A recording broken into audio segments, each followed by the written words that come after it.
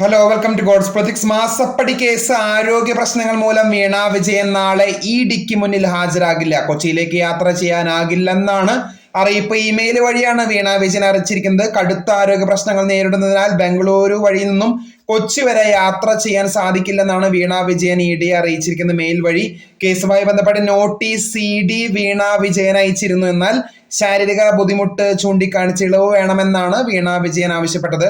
CMRL കമ്പനിയുമായി ഇടപെട്ട് കള്ളപ്പണം വെളുപ്പിക്കൽ എന്ന ആരോപണങ്ങളാണ് നമ്മുടെ പ്രിയപ്പെട്ട സഖാവ് പിണറായി വിജയന്റെ മകളായിട്ടുള്ള വീണ വിജയന് നേരെ ഒരു ആരോപണങ്ങൾ വന്നിരിക്കുന്നത്.